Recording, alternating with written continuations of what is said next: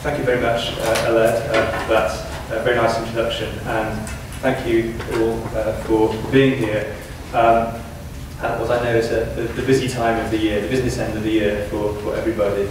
And a special thanks also to Aled for showing me around Leuven, which I've enjoyed very much. It's a beautiful town, and this setting gives you a very nice view of it. Okay. Well, my title is Monsters of English Privilege, which isn't a phrase I've made up.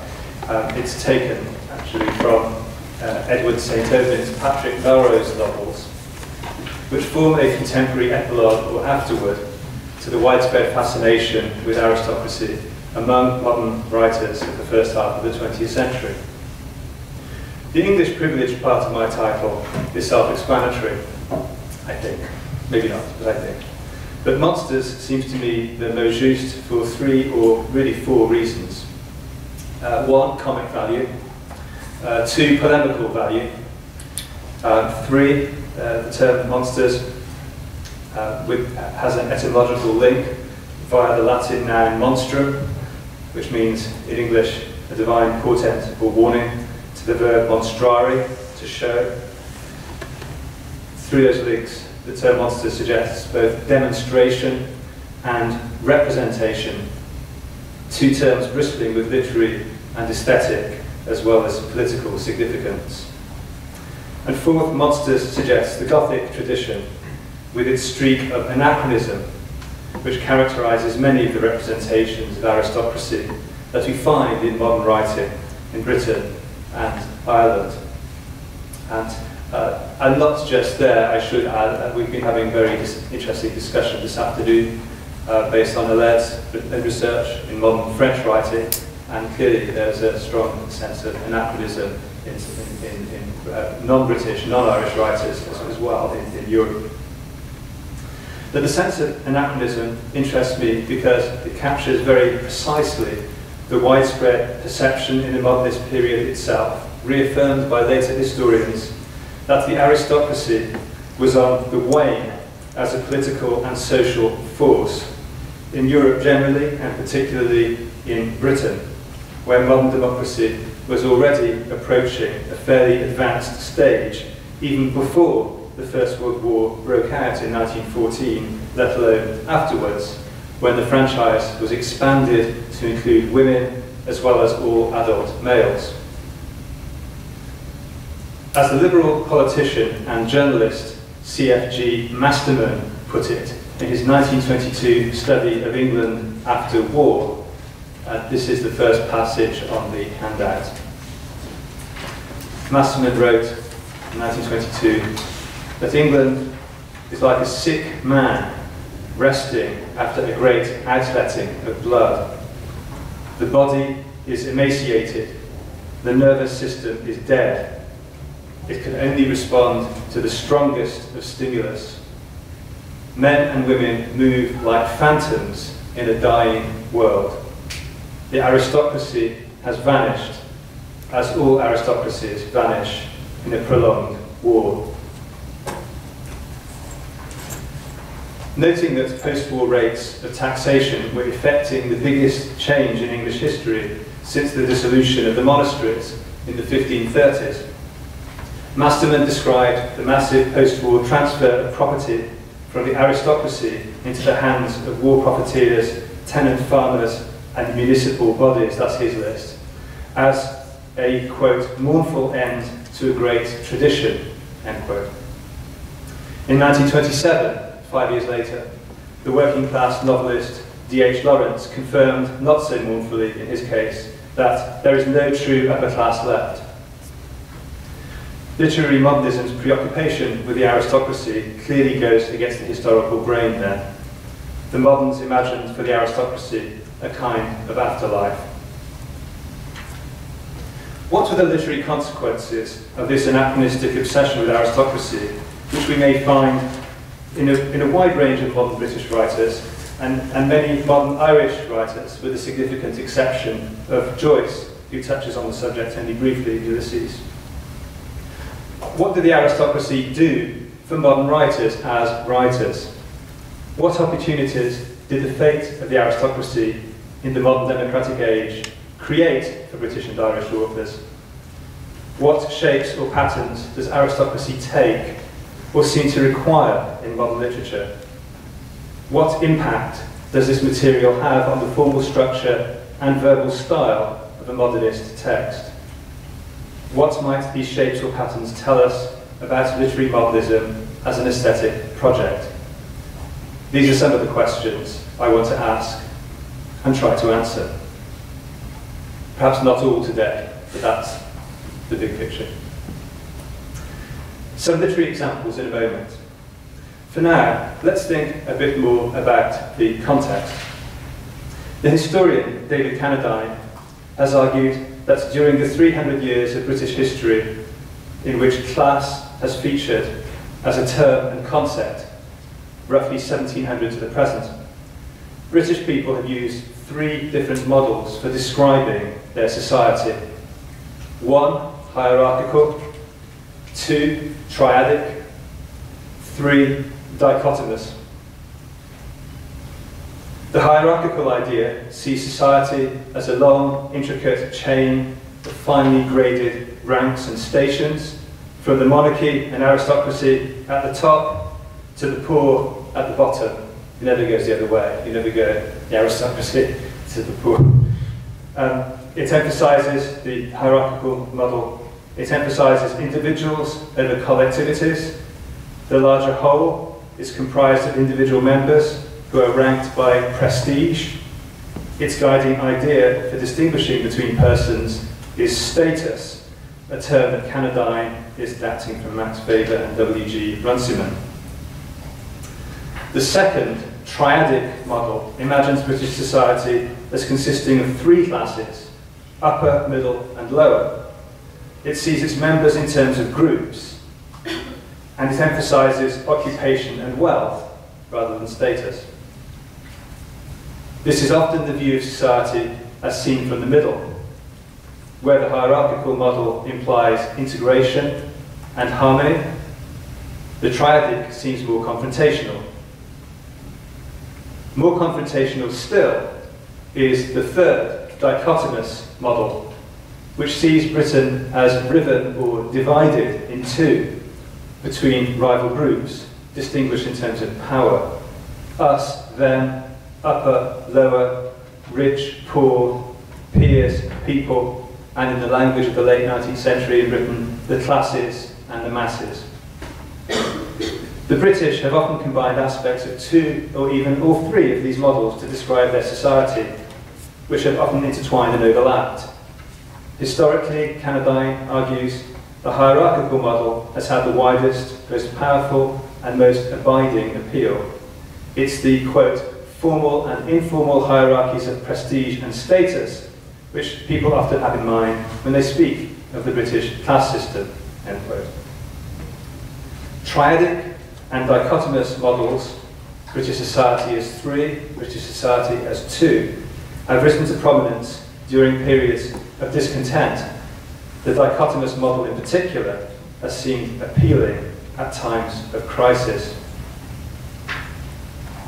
The early 20th century was, of course, a major period of crisis, or multiple crises, including, most obviously, the First World War, when dichotomous ways of seeing British society came to the fore.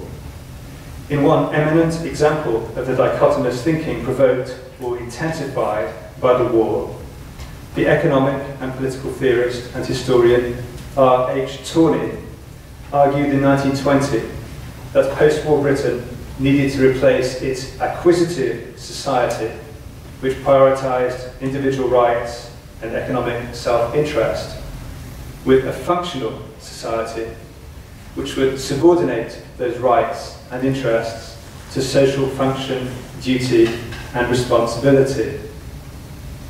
In England, the rise of democracy had involved political changes unaccompanied, Tawney argued, by real change in the social fabric. That's from his book called The Acquisitive Society from 1920.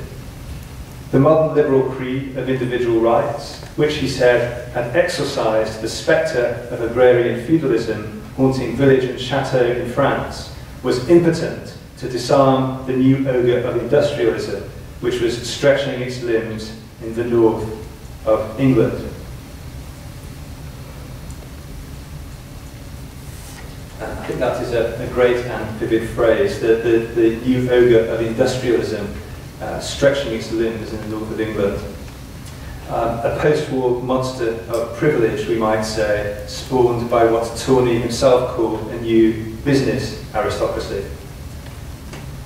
Tawney underscored the dichotomy, as he saw it, between what society was and what it needed to become by characterizing acquisitiveness as a principle of division and function as a principle of union.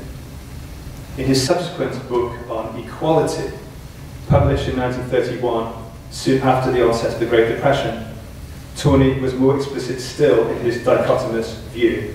And here I'll read the second extract on the handout.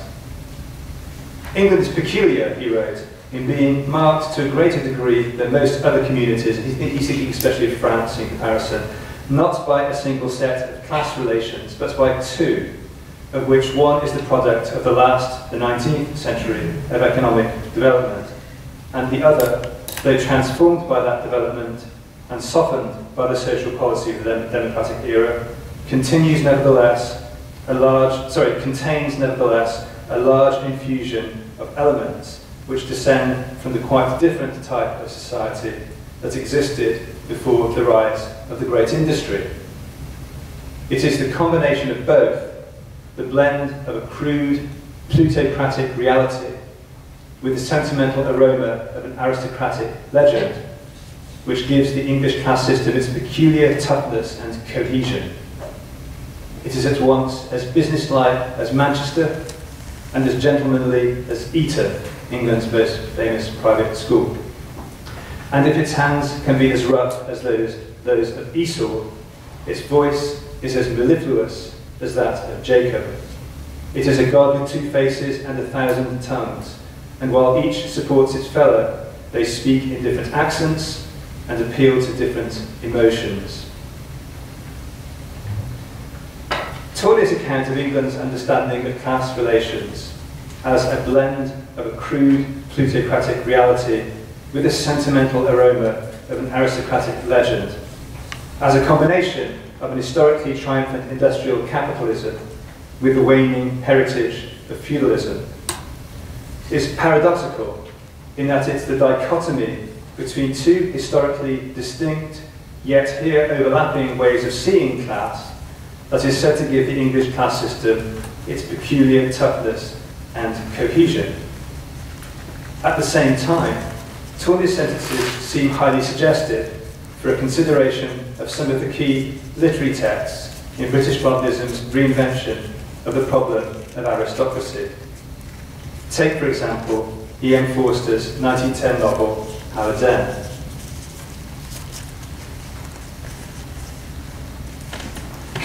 Some caveats arise in one's mind, I think. Why Howard's End? Isn't that a novel about the middle classes? And why Forster? Shouldn't we expect this eminent liberal, whose stock has risen in academic circles a lot in the last 20 years, shouldn't we expect this eminent liberal to complicate our sense of England and Englishness, at least to the extent of offering a triadic picture of a society divided into upper, middle and lower classes, a typical view from the middle, according to Canadine? And surely the famous epigram to Howard's End, only connect, ... implies a problem more complex than that of joining two sides of a single entity. Forster, however, wasn't really a complicator. He was a simplifier and a dichotomizer, and not just in the obvious sense of dividing his English middle class into Wilcoxes versus Schlegels, ruthless laissez-faire entrepreneurial liberals versus tolerant, cultivated social liberals. Forster anticipates Tawney's duplex account of class in Britain by pursuing a further division within the Wilcox family itself. Margaret Schlegel's marriage to Henry Wilcox, after all, unites these two feuding factions of the English middle class. But this union only reinforces the Wilcox family's own internal fracture between the fictional avatars of what Tawney would soon be calling crude plutocratic reality, Henry Wilcox and his son Charles, and those of sentimental aristocratic legend, Henry's two wives. The house at the centre of the novel's property strife, Howard's End itself, originally belongs to Henry's first wife, Ruth. It's her wish that Margaret, the second Mrs. Wilcox, should inherit it. Ruth's point, and Forster takes pains to drive it home, is that Margaret is Ruth's spiritual heir. As Tawney makes plain, this notion of spiritual ancestry is fraught with anachronism, but that is part of its attraction for Forster. His spiritual aristocrats, monsters of affective privilege, if you will, are required to bear the considerable burden of authorial nostalgia. The notion of spiritual ancestry appears elsewhere in Forster's fiction, notably in his 1924 novel A Passage to India, where the earlier novel's class divide is redressed in national, racial, and religious guise, while its concern with the fate of the nation is reframed in the context of imperialism. Or perhaps I should say, the imperialist theme or sub-theme of the earlier novel becomes the main story in the later one. In the later novel, in A Passage to India, the tree of spiritual ancestry links the English widow, Mrs. Moore, with the young Indian Muslim doctor, Aziz, and possibly with Fielding, the enlightened English educator who later marries Mrs. Moore's daughter. But it's the same basic dichotomy. One class, one way of imagining class, is represented as materialistic, plutocratic, imperialist, as driven by the desire for money and, more importantly, for power. The other class, the other way of imagining class, is offered as quasi-aristocratic, careless of material concerns, at times charmingly wayward, motivated not by money or power, but by feeling, imagination, vision. To put it in aesthetic terms, it's realism versus romanticism. And it's this second romantic way of conceiving of class that we're supposed to choose. The Wilcox businessmen of Howard's End, on the other hand, are monsters of a newly arrogated social privilege, not an inherited privilege, but one that they paid for in hard cash. The Wilcox men may be blessed with the names of English kings, but here they are portrayed as fictional ancestors of the so-called hard-faced men who would populate Stanley Baldwin's post-war British government, or they would be if Henry Wilcox hadn't been broken and Charles sent to prison. Those royal names, by the end of the novel, turn out to be curses, not blessings, after all. Henry's marital career stops short. He gets only 2 wives, not to the full half dozen, poor thing. Charles may have disposed of the lower middle class weakling Leonard Bast, but at the end of the novel, it's Bast's illegitimate son, Helen Schlegel, who stands to inherit the house, and by extension the nation, while Charles effectively gets the chop, like his 17th century royal namesake. As I said, we might have expected the middle-class liberal Forster to complicate our picture of the British class system, especially in an era of growing democracy. Instead, he simplifies it. But having dichotomized England, cut it in two, Forster reinstates a very simple sense of hierarchy. Whereas Tawney regards his plutocratic reality and aristocratic legend with equal scepticism as two equally dubious parts of a real dichotomy between different ways of seeing class, Forster emphasizes the crudity of his plutocrats while enveloping his pseudo-aristocratic visionaries in the very sentimental aroma that Tawney satirizes. Having dichotomized England, Forster reinstalls hierarchy by favouring one side over the other and implicitly asking his reader to make the same choice. Banishing the very poor to the realm of what his narrator calls the unthinkable, there's a phrase where we're told that the very poor are unthinkable. and driving the hereditary aristocracy off the page altogether, they're never mentioned in the novel. Forster transfers feudal notions of hereditary distinction and spiritual ancestry from the actual historical aristocracy to the fictive relationship between Mrs. Henry Wilcox I and Mrs. Henry Wilcox II. Leonard Bast, the harder clerk who is the nearest the novel can bring itself to the abyss of London's poor, really belongs to the same implicitly inferior realm as the Wilcox men. They worry about the price of houses. He worries about the price of umbrellas, but those are seen as belonging to the same lower level of consideration.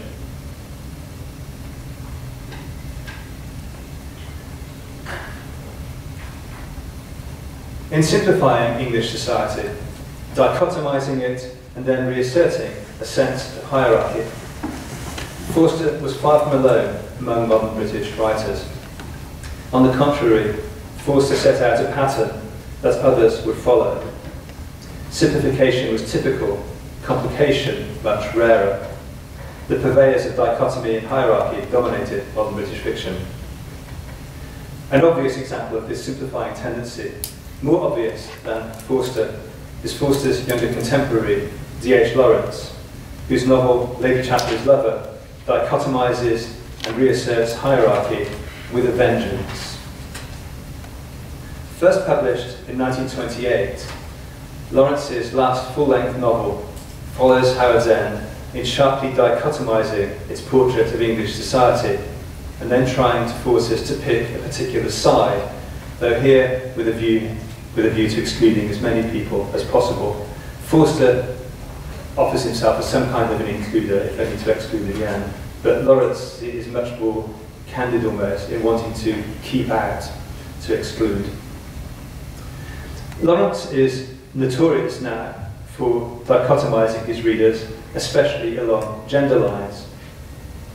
It's important to remember that in dichotomizing English society along class lines, Lawrence's novel echoes Forster's in very specific ways, by means of which he clarifies not only his points of proximity to Forster, but also his deviation from him. The connection is hardly surprising, since Lawrence wrote to Forster in 1922, telling him off for glorifying the Wilcoxes. Business is no good, Lawrence insisted. To my mind, this is a perverse misreading. Not that the business is no good, but that Forster was glorifying the Wilcoxes. But it does at least confirm my contention that Forster, whatever the surface complexity of his sympathies, or perhaps I should say whatever the surface complexity of his sympathies, is a dichotomizer at heart. He likes his England cut in two. Howard's End and Lady Chatterley's Lover are connected most emphatically by a shared preoccupation with connection at the level of theme and of literary form. Only connect, Forster wrote in his epigraph, and then, in the middle of his novel, and this is the third passage on the handout, only connect, that was the whole of Margaret Schlegel's sermon. Only connect the prose and the passion, and both will be exalted, and human love will be seen at its height. Live in fragments no longer. Only connect, and the beast and the monk, robbed of the isolation that is life to either, will die. Thus, Margaret Schlegel rationalizes her decision to marry Henry Wilcox as a means of connecting his prose with her poetry, the Wilcox beast with the Schlegel monk. As Forster's narrative abandons its pretense of neutrality, these terms are modified. The new opposition will be the beast versus the human, the Wilcox pack versus the Schlegel individual. But Lawrence also takes up Forster's vocabulary and refashions it for his own purposes. At the beginning of Lady Chatterley, the body, he writes, is out of connection with the mind, the flesh with the spirit. Where this connection in Forster registers as low-level anxiety, Lawrence rewrites it as crisis, as full-blown disease. as the trauma that follows a catastrophe. Of Connie, Lady Chatterley, Lawrence remarks, vaguely she knew she was out of connection. She had lost touch with a substantial and vital world. As for her husband, Clifford, he writes, she could not help feeling how little connection he really had with people. The miners were in a sense his own men, but he saw them as objects rather than men, parts of the pit rather than as parts of life, and crude raw phenomena rather than human beings along with him. He was not in touch. Stepping forward to summarise what is more or less Connie's position, Lawrence declares, and this is the fourth passage on the handout, there was no communication between Ragby Hall and Tevershaw village, none. No caps were touched, no curtsies bobbed. The colliers merely stared. The tradesmen lifted their caps to Connie as to an acquaintance and nodded awkwardly to Clifford. That was all. Gulf impassable and a quiet sort of resentment on either side. It was not that she and Clifford were unpopular. They merely belonged to another species altogether from the colliers. Gulf impassable, breach indescribable, such as is perhaps non-existent south of the Trent, which is the major river running through Nottinghamshire. But in the Midlands and the industrial north, gulf impassable, across which no communion could take place. You stick to your side, I'll stick to mine, a strange denial of the common pulse of humanity. Yet the village sympathised with Clifford and Connie in the abstract, in the flesh, which was, you leave me alone, on either side. This passage discloses the key to Lawrence's rewriting of Howard's End. Instead of Wilcox versus Schlegel, business versus culture, prose versus passion, Lawrence gives us Ragby Hall versus Tevershaw, landowners versus miners, well-brushed literary eloquence versus rough and ready dialect. Instead of Forster's division within what he presents as the English class that matters, the middle class, Lawrence presents a more familiar division between the classes, where Forster redresses his middle-class schism in terms of mundane materialism versus quasi-aristocratic imagination. Lawrence presents an impassable gulf between the working class and the aristocracy, or more accurately, between the working class and the cosmopolitan middle class, into which Lawrence thought the last remains of the aristocracy had disappeared. For Lawrence, that is, the lower upper class divide is really now a lower middle class divide, but it's as stark as if the middle had been voided altogether to leave lower and upper staring at each other in mutual incomprehension across a chasm of unbridgeable difference. Lawrence's regional emphasis also signals a decisive turn away from Forster by reinforcing the middle classing of his aristocracy. The gulf impassable may be non-existent south of the Trent, but in the Midlands and the industrial north, gulf impassable, across which no communion could take place. Lawrence seems to want to isolate his classes as far as possible from the reassuring muddle of Forster's middle-class nomads in order to highlight their state of mutual separation.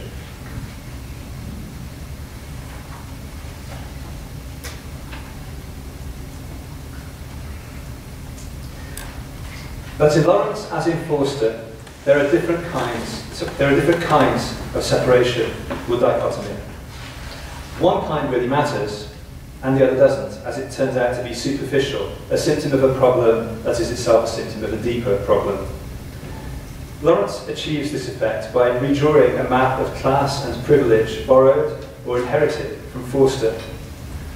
Forster, remember, presents an initial dichotomy between the vulgar, entrepreneurial Wilcoxes and the cultivated, enlightened Schlegels that then gives way to a deeper dichotomy between figures of crude plutocracy on one side and spiritual ancestry on the other. Lawrence's novel begins by accepting a stark division between upper and lower classes and as we have seen, exaggerates it, driving the classes still further apart. But then Lawrence doesn't so much close the class gap as redescribe it, so that his worker and middle-class aristocrat come to seem part of the same problem. In Lady Chatterley's Lover, the worker and the aristocrat are equally out of sorts. Their symptoms may differ in certain respects, but they manifest the same underlying disease, the sickness of England, a familiar enough image in the condition of England tradition in which Lawrence is writing. It's a tradition, of course, that still goes on. England is like a sick man resting after a great outletting of blood, Masterman had said. Men and women move like phantoms in a dying world. Lawrence's examination of the condition of England after war results in a similar picture. But it isn't just life among the upper classes that seems spectral, a simulacrum of reality, as he puts it. The workers, too, are symptoms of the same degeneration into a state resembling a cruelly diminished parody of Lawrence's earlier theory of allotropic character, a parody that is not without some grisly relish on Lawrence's part. He writes, "Men, not men, animas of coals and iron and clay, fauna of the elements, carbon, iron, silicon, elementals, the anima of mineral disintegration." By learning and successfully applying efficient new mining methods, Clifford Chatterley, the Lord, seems to offer the miners some sort of solution. But instead of being a real solution, it tightens their mutual embrace as they sink together deeper into the terminal disease of modern English history. This is why Lawrence uses the same word to describe his malingering aristocrat, barely distinguishable now from the new middle-class entrepreneur, and the average individual spawned by modern democracy. And that word is monster. But what is this disease that produces such monsters? Rather like R.H. Tawney, Lawrence presents it as resulting from a combination of two sets of class relations. One, the aristocratic legend into which Clifford is born and which is dying with him. And two, the crude plutocratic reality spawned by the rise of industrial capitalism, to which Clifford, as mine owner, accommodates himself.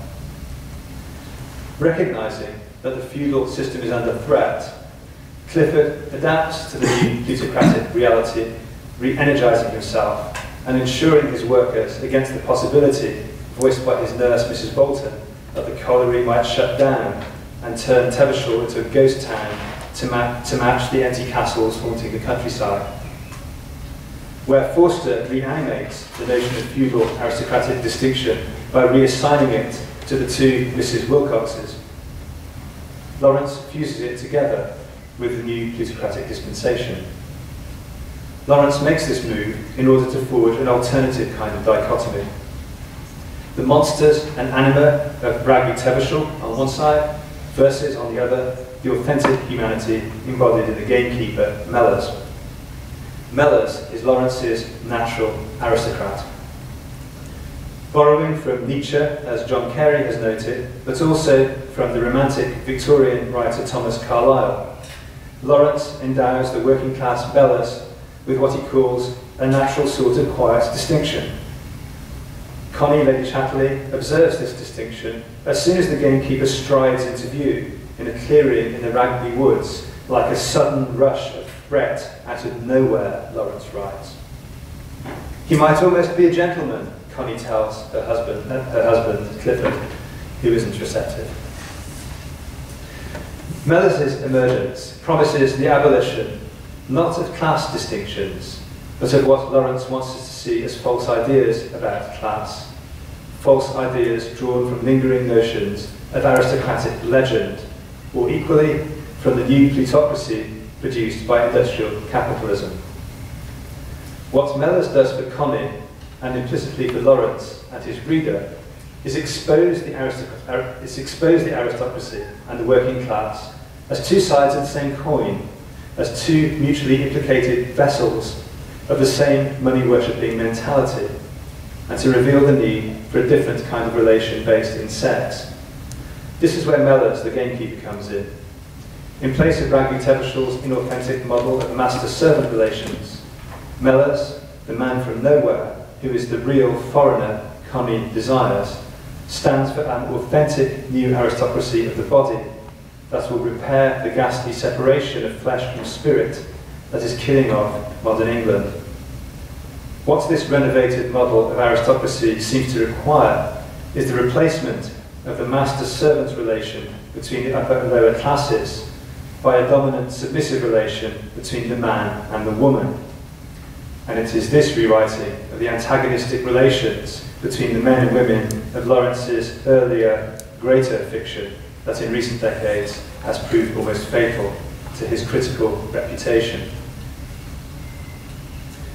If I'm right that modern British writers tend to be dichotomizers rather than complicators in their approach to representing the class system in fiction, then Lawrence, despite his outsider status in contemporary academic criticism, is typical of a larger tendency. The same would apply to Evelyn Waugh, on the face of it a very different kind of writer from Lawrence, though one who recognised in that non-conformist working-class Midlander a spiritual distinction, that's Waugh's phrase, that testifies to an equally pronounced religious temperament, the kind of temperament that from a modern secular perspective at any rate might be expected to paint a dichotomous picture of modern British society. But as I've suggested in my remarks on Forster, it isn't just the writers with strong religious temperaments who dichotomise British society and then reinstate a sense of hierarchy based on emotion or cultural preference.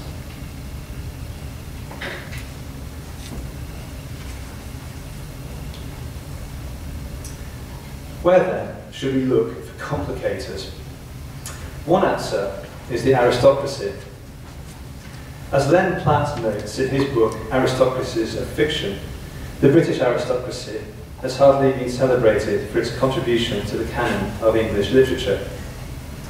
But we might start to consider two modern aristocrats, each of whom, as it happens, wrote a novel set in a big house, not in England, but in Ireland, so we're going to have to jump upon.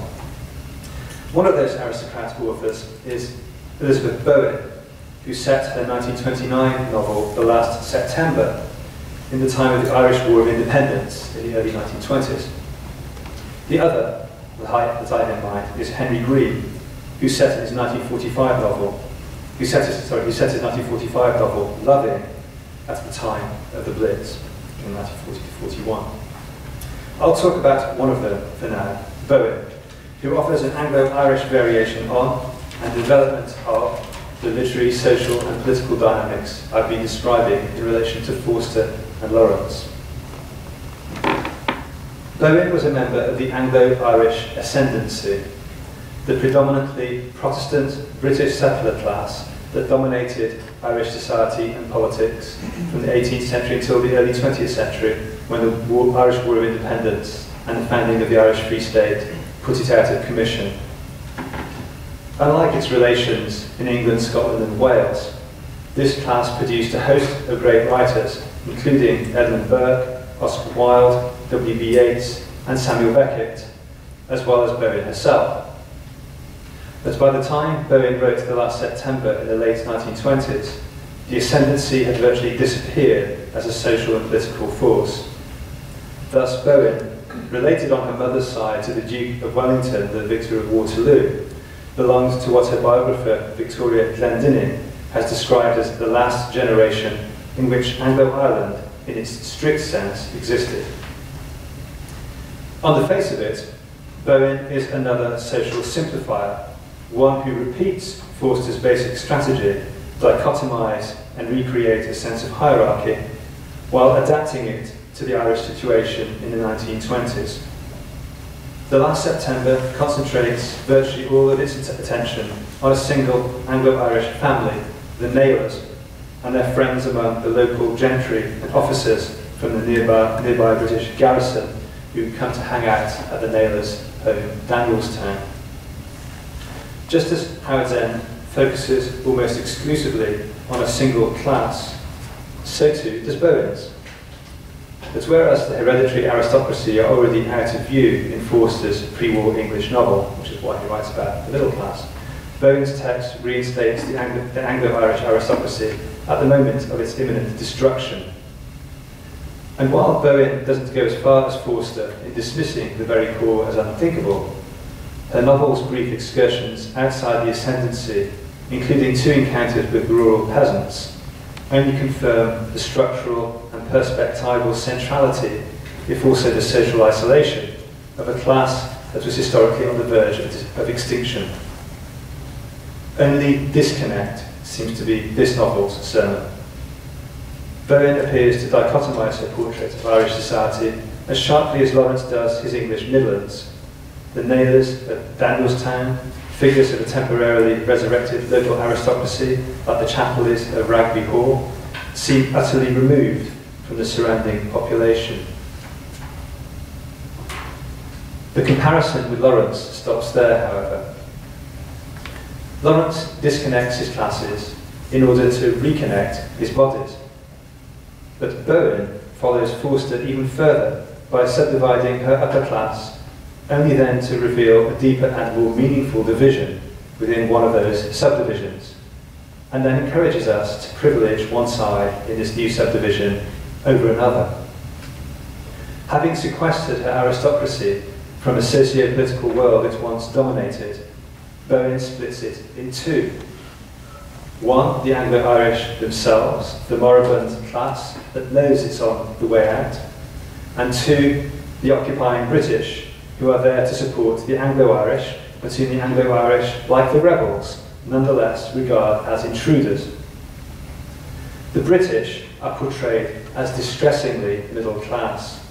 Like Forster's Wilcoxes, they are parvenu vulgarians whose worldly success betrays their crude, plutocratic tendencies.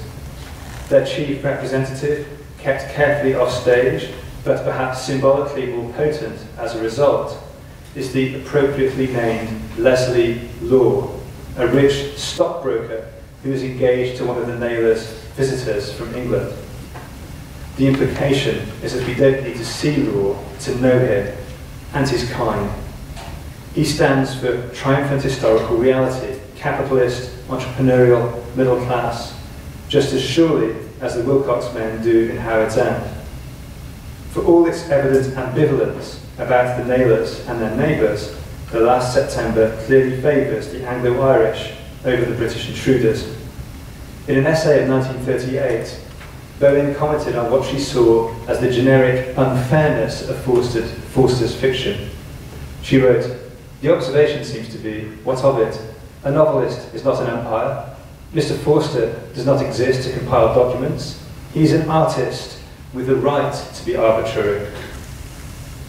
Forster's irony, Bowen observes, is deadly to what it attacks. For instance, the Wilcoxes.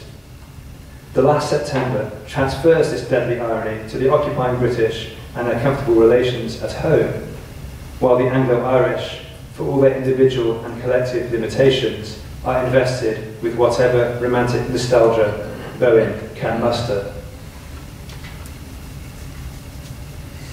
Which isn't, I should say, all that much. I'm going to conclude by suggesting that for all her apparent simplification, Bowen nonetheless offers an interesting case of complication. She produces a sense of complication by playing subtle variations on a simple upper-lower class dichotomy. Her Anglo-Irish characters are not only separated from the rest of Ireland and divided from the British, they are also divided by gender, generation and temperament. Jed Esty gets it just right, I think, in his book Unseasonable Youth, when he describes Bowen as a writer of, quote, the belated offspring of the colonial plantocracy, orphaned and disinherited children with a precarious foothold in a class that itself has a precarious foothold in history. In the last September, those offspring are Lois Farquhar, Sir Richard Naylor's orphaned niece and ward, and her cousin and Lady Naylor's nephew, Lawrence, a disaffected Oxford student, and I think an intellectually more vigorous version of Forster's Tibby, the effete, ineffectual younger brother of the Schlegel sisters in Howard's End. Bowen's disinherited characters have nothing to do, nothing, that is, other than observe their own historical extinction. Lois and Lawrence are the virgins and idlers to whom Bowen refers in her epigraph, taken from Proust. You'll have to pardon my French pronunciation, but I'll do my best. Ils ont les chagrins qu'ont les vierges et les paresseux. They have the sorrows that virgins and idlers have, which I'm translating for my benefit, not yours. In Le Temps retrouvé, Proust's sentence continues, et que la fécondité ou le travail guérirait, and which fruitfulness or work would cure. In declining to follow Proust's sentence to its end, Bowen registers her class's sense of their own ending, of their death sentence. Their place in history, rather their lack of place, their dispossession, denies them the cures for their sorrows, fruitfulness, or work that Proust's sentence prescribes. Instead, they are forced to confront the spectacle of their own doom. Bowen's more perceptive Anglo-Irish characters, Lois, Lawrence, Sir Richard, see this for themselves. The climax of Bowen's novel recasts the Anglo-Irish as witnesses of their own immolation, with a rapid foreshortening that dramatises on a narrative plane the ascendancy's swift descent. Bowen leaps forward 6 months to a night in February 1921 when 3 neighbouring big houses, including the Naylors' Danielstown, are burnt down. Sir Richard and Lady Naylor, Bowen writes in the very final paragraph, not saying anything, did not look at each other, for in the light from the sky they saw too distinctly. Unable to look inward anymore, the Anglo-Irish must now look outward. They are struck dumb, perhaps, but hardly blinded. They see too distinctly. Too distinctly, Bowen implies, to hang on to any illusions about the fate of their class, their way of life. They know they no longer have a place in Ireland, not on the old inherited terms, at any rate. But in addition to understanding what is happening, to appreciating its historical necessity, the Naylors, the Anglo-Irish family, may welcome it at some level. The Naylors have frequently betrayed their divided loyalties, even sympathy for the rebels. They do nothing to help the British to track down a Sinn Féiner, the son of one of their tenants, who is hiding in his parents' cottage. Sir Richard is barely able to restrain his anger when he hears of his capture. This is hardly to say that Sir Richard's rebel sympathy is straightforward. In one passage he dreams that he is a member of the Black and Tans, the armed police reinforcements sent to Ireland by the British government, who were notorious for their attacks on civilians, and they provoked the lines in Yeats's famous poem 1919 about the drunken soldiery who leave the mother murdered at her door to crawl in her own blood. One of the primary means by which Bowen's text reinforces its ambivalence about the fate of the ascendancy is to allow characters to express ambivalence about their enemies' defeats and failures. Bowen, Sean O'Fallon, wrote 60 years ago, was a bifrontal novelist. And as for her divided, undermotivated characters who do nothing, also want to do nothing, O'Fallon wrote, we must believe that these people do not resist only because they do not want to resist hard enough. Unlike Lawrence in Lady Chatterley's Lover, Bowen doesn't supply a romantic alternative to the lifeless reality of the contemporary world. Her Anglo-Irish characters are cut adrift on the tide of a history that will take them they know not where. Unlike Forster in Howard's End, Bowen declines to fabricate a pastoral idyll that includes all the characters she likes and excludes those she doesn't. Instead, Bowen practices imaginative restraint. It's this restraint that enables the aristocratic Bowen to imagine a clearing out of the aristocracy, to catch up, as it were, with what historically had already happened, and so to create the conditions for a fiction that imagines, however precariously, the possibility of a different post-war future. Thank you.